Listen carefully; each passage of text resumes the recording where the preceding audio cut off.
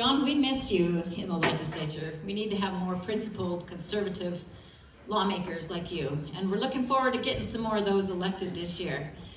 Well, good evening, everyone. I'm Janice McGeachin. I'm your Lieutenant Governor, and I want to become your next governor. I want to become your governor because we're losing our state. We're losing our freedoms and our liberties. We're losing our state sovereignty, and we're losing our traditional conservative values. This past 2 years as your Lieutenant Governor, I've had a front row seat watching our current governor and the way that he handled the worst domestic crisis issue in our country since the Civil War. Let me tell you a little bit of story about my trip up north. I've been on the campaign trail for almost a year now, and I was home recently. I'm from Idaho Falls, where I've lived most of my life. My husband Jimmy and I, we will be married 35 years this summer. We have 2 children, Liza and James. They're both grown out of home. Went to University of Idaho Vandals. They're helping us run our businesses. We're small business owners. We have businesses in multiple entities. We have a transmission repair store, a parts store, a machine shop, and then after serving 10 years in the Idaho House of Representatives, I went home and my husband joked, he said, after serving in politics for 10 years, she had to do something to get her integrity back, so she came home and opened up an Irish pub. So I understand the many challenges. That's what I have to bring. That's what I've always brought to my service in the legislature, my service to my community, and my service as your Lieutenant Governor. But I was home for a few days this week, and it was so nice to be home. I missed my family, I missed my husband, and I was getting in the car to drive to Chalice. I had an event in Chalice in Custer County, and I was driving away out of the parking lot, and very emotional because I didn't want to leave. I didn't want to leave my husband again, and he looked at me and he said, "Hang in there, Janice. You just got 3 weeks left." So it was really encouraging to get in the car, and I went to Chalice, had a great town hall meeting there, and then my trip on up to North Idaho. If you've ever been to Idaho Falls, you know it's way, way down there.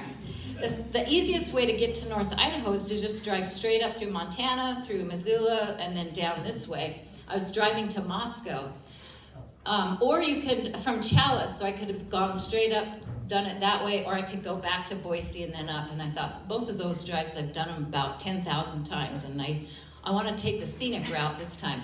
So I decided to go up through Salmon, make a left-hand turn at Lolo Pass, and then continue driving through along the Lochsa River and through those beautiful communities of Lowell, and I came into Kuski and Kamiak. This time of the year is so beautiful, and I was just driving along in awe of the beauty of our state, the beauty of Idaho. And I'm looking up on the cliffs, and I'm seeing this green moss growing on the rocks, and green everywhere. The trees were in bloom, the tulips were blooming everywhere, and the grass was growing on the hillside, and the wind was kind of blowing through the grass. And I just had this feeling of peace in my heart and a blessing from God. It was showing me, just look around. All we have to do is just look around and see the blessings that we have for living here in Idaho. And I kept on going. I was just south of Lewiston, and my car, I call my car Carla because I had a bookkeeper one time that she was always telling us what we did wrong. And so I have that automatic instructions in my car. Carla's always barking at me every time I do something wrong. Try to go off the road, she's barking at me.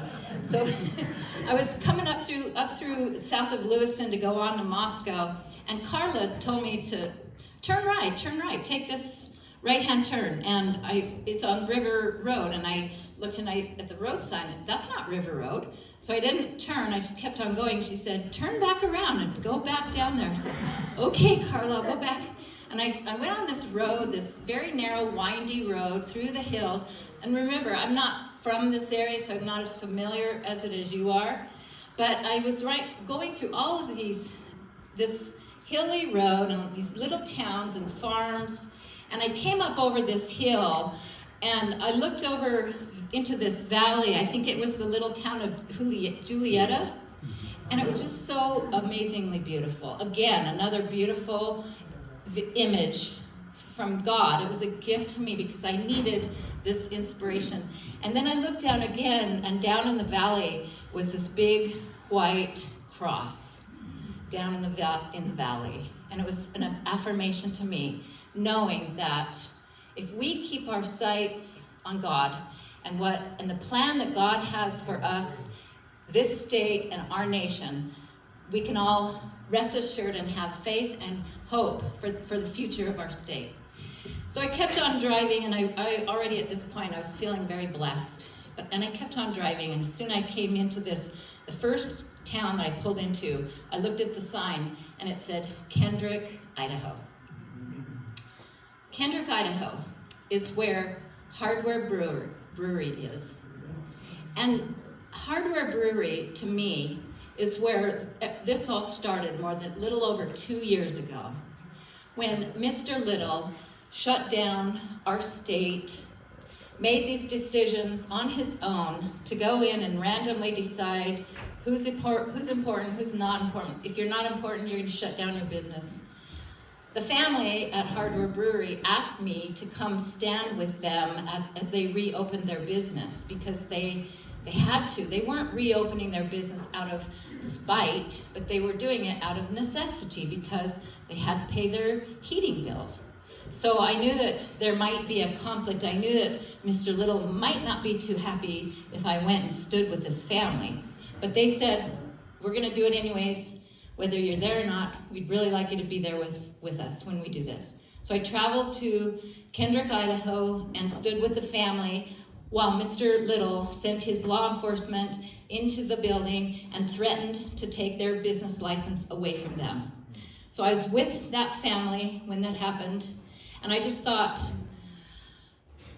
this is where it started for me, when I started to stand up and stand against Mr. Little and his decisions, and this is where it's coming to an end on this campaign trail with about a little over 2 weeks left.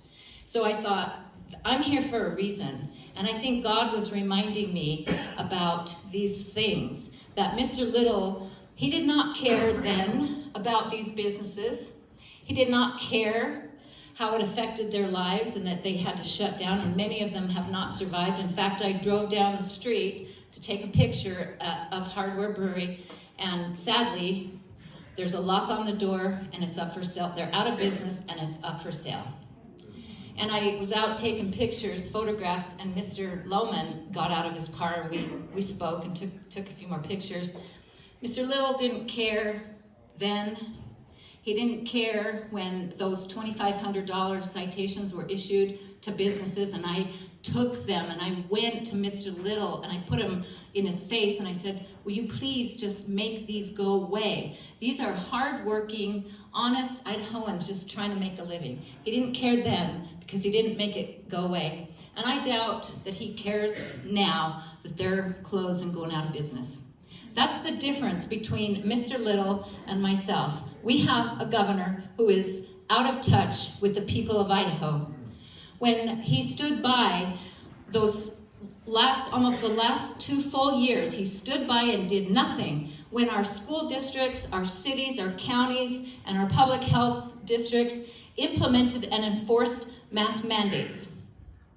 When he left, and the legislature had tried to address this during the legislative session, and he would not permit this legislation. The bills were drafted, would not permit this to happen. So as soon as he left town, I issued an executive order to prohibit the mask mandate on any level of government, prohibiting the government entity from mandating something on the individual.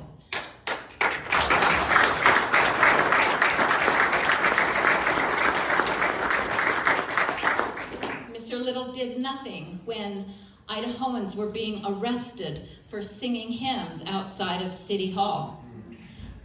When I'm your governor, a McGeachin administration, that's what I'm going to do is I'm going to look into those, I'm going to do a full investigation into those arrests of not just those individuals who were arrested for singing hymns, but also the mother who was arrested for taking her kids to the playground in Meridian, Idaho. Right now, our Attorney General is trying to plea bargain with this mother, trying to plea bargain down with her. Why don't you just drop it? Just drop it and make it go away. But as your governor, I'm going to do a full investigation into all of those arrests. Mr. Little, the legislature just recently passed a bill to prohibit a shot mandate, and whilst he accepted tens of thousands of dollars from Big Pharma, he vetoed the bill.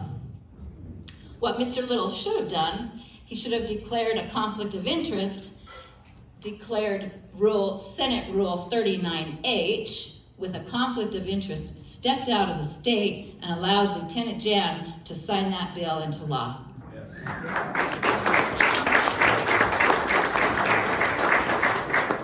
That's the difference between myself and Mr. Little, who has chosen to turn his back on the people of Idaho. Now, I've talked a bit about my complaints about Mr. Little, but I want to talk to you about my vision for our state, because I think that we need to change the way that we are thinking about things and think about the opportunity and the potential that we have. And so because I've traveled around the state and talked to thousands of Idahoans all across the state, I've put together a plan which I call, it's a conservative vision for a free and prosperous Idaho. A lot of detail there, 10 different bullet points. If you go to makeidahofreeagain.com, you can pull it right up on my website. There are more detailed policy positions, so I'm not going to go over all of those tonight. But what I see, this is what I have come up with based on what I have understood and learned from the people of Idaho, creating opportunities for the individual that we're going to, first of all, we're going to eliminate medical tyranny. There will be no medical tyranny in the state of Idaho.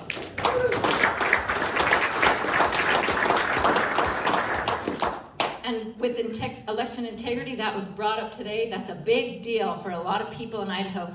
Some of the establishment people, the ones that have been there for too long, you even bring up you mention forensic audits and they get offended. Like, oh, don't you dare say that. When I signed on to the 50-state forensic audit with Arizona Senator Wendy Rogers, the Secretary of State, the deputy, called me up and wanted to talk to me and clarify my position before he put out an official statement. Like, oh, I'm so scared you're gonna put out a statement that you disagree that I'm calling for an audit on our government. But we all, as individuals and families, we're always being audited. Our books are audited, our inventory is audited, our taxes are audited. So why shouldn't our government be audited as well?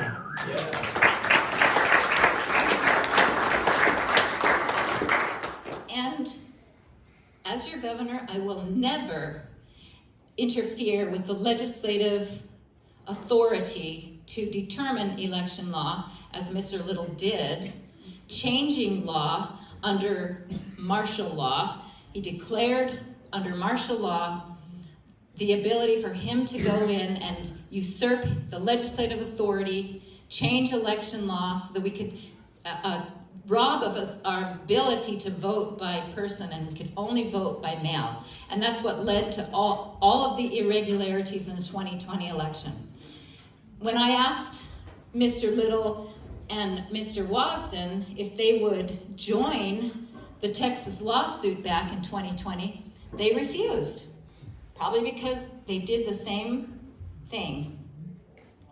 But I worked with 40 other lawmakers, and we successfully inserted an amicus brief in support of President Trump back then. And that's only one of the reasons why Mr. Trump has endorsed my campaign. There's so many areas that we can have so much potential in our state with some of these ideas. Energy independence. We have 12 or 13 rare earth minerals in our state that are untapped resources. And we have cobalt in our lands. Cobalt is what develops the batteries. We have thorium, which can be used to develop these renewable modular reactors. It's about the size of this table. The technology is there out at the site at the Idaho National Laboratory. About that size of a modular reactor can generate enough power for a city subdivision for 1 year. This is the potential that we have in our state to develop energy independence, not just for our state and our citizens, but for the nation. And we can lead out to develop these policies if we will facilitate and grow that technology. So part of my plan is to reopen the University School of Mines so that we can teach these young people to become geologists and engineers, cultivate that natural resource, and grow our own mining companies and return that money back to the counties and back to the people of Idaho, rather than having these out-of-country mining companies in our state and sending the resources out of our state.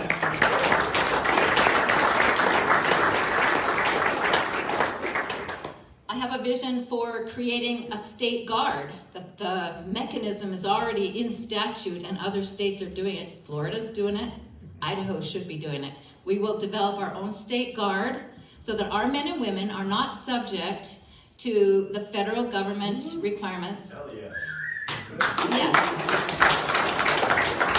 I spent hours a couple weeks ago with a 20-year sergeant in the Idaho National Guard who brought me the paperwork, showed me what he is having to go through to try to get a simple religious exemption from the shot mandate. And the way that the National Guard is operating, that if you deny the first denial of the shot, they force you to go through counseling. And you have to go watch a video to make sure you know what you're talking about. It's crazy what they're making our men and women go through just to make a simple decision that they don't either want to or don't need to take a shot. And by the third time that they say no, and they showed me the rules, our men and women can be dishonorably discharged and lose their pensions, lose everything.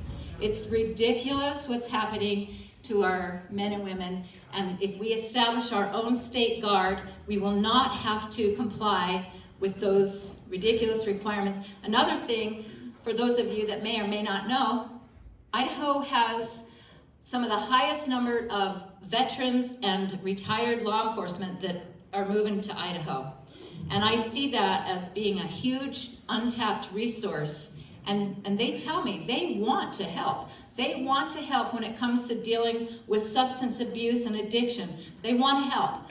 If it's security issues, they want help. If it's a natural disaster, they want to help. So we know that most of our local law enforcement agencies are strapped. Our sheriff's department, our police, they're strapped. We don't need to have this help full time, but as it's needed, what we can do, working with our local sheriff department, we can deputize our veterans and our retired law enforcement to help us solve these challenges in our state. We're going to get rid of, as Brandon Durst said, we're going to get rid of every shred of Common Core in our state.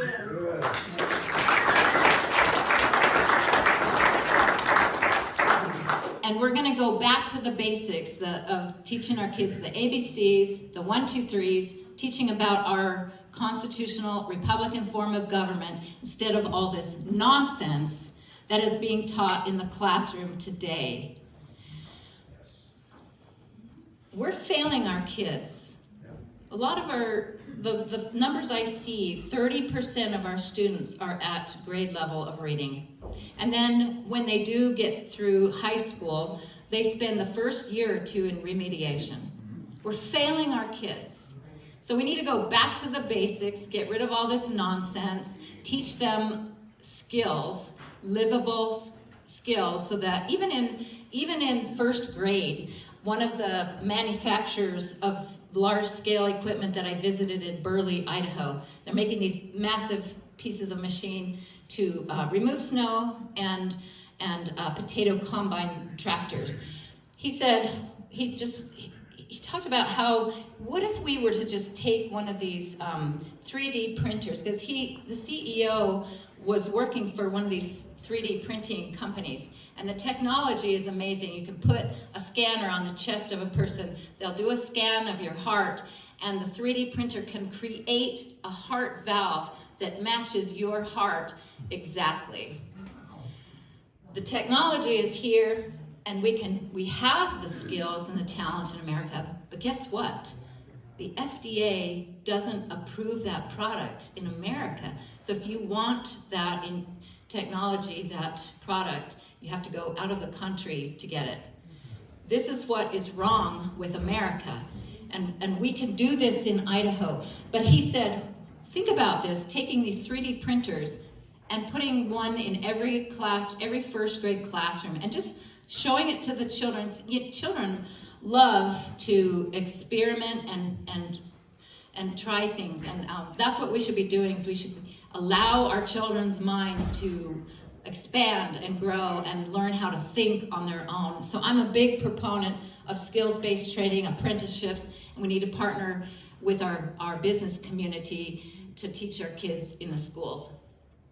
So I invite you to go to makeidahofreeagain.com and look at some of these other things. Oh, I want to throw something else out there. When I was Representative Giddings and we both worked together on this education committee to study what was happening in our schools, because the lawmakers' budgets were being cut. There was big debate on this issue, and they did put a law in place that referenced critical race theory, but it didn't define what it was. So you can't have a bill, you can't enforce a law if you don't know how to define it. So it really did no good. And we were committed to learning more about what this was and what we needed to do to address it in the state of Idaho. One session we focused on higher education, one session we focused on K through 12 schools. And we had absolutely no participation from Mr. Little, the State Board of Education, the current administration. We asked them to come testify to our committee, and they refused. No one from the State Board of Education would come talk to our committee about what was happening. No one from the State Department of Education would come talk to us. The current superintendent of education would not come talk to us. But who did come talk to us? Brandon Durst. He came to our committee and he pointed out some things in the rule that needed attention. So I really appreciated the fact that he had the courage to come forward and speak when nobody else in the administration was willing to do so, and they still don't acknowledge that this is being taught in our school. So we have this great opportunity this year to begin to turn things around in our state so that we don't lose the state that we love so much. I'm going to be asking you tonight humbly for your vote to become your next governor, because I believe that working together with other constitutional officers and new members of the legislature and new leadership in the legislature, that's what it's going to take to turn these things around. And I'm excited about the opportunity to do so, again, because I think that we have so much potential in our state. I love Idaho. I love the people of Idaho. And I'm committed to working for you and not working for IACI and the special corrupt interests that are running the state today.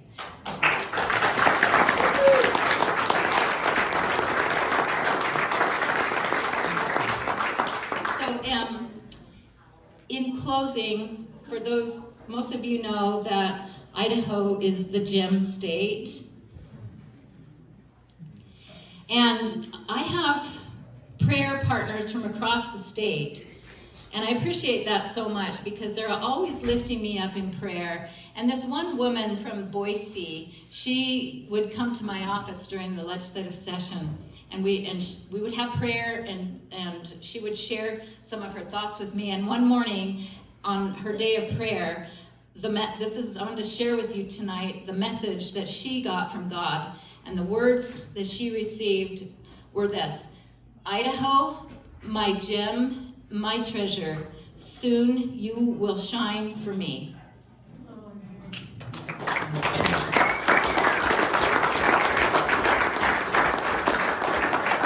So thank you all for inviting us to be with you tonight. Thank you for your commitment and your devotion to this state. Next week, there's a couple of important dates I wanted to tell you about before I close. On May the 4th, we're bringing together some freedom fighters from across the country. We're having a rally at Kleiner Park Wednesday, May 4th at 5:30. It's open to the public.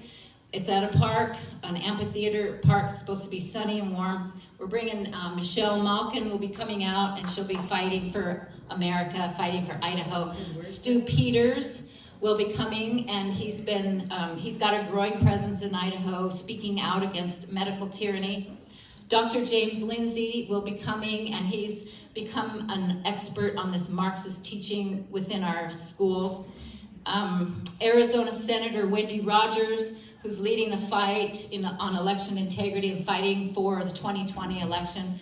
And then lastly, Lieutenant Colonel Matt Lohmeyer, who was appointed by President Trump to command the Space Force. He is going to tell his story about how he was fired from the military for speaking out against wokeism in the US military. So please, if you can get down there, it's going to be an exciting event. Encourage your friends and family to come down to that. And then the next day, stay for the next day, Thursday, May the 5th, because that is the National Day of Prayer.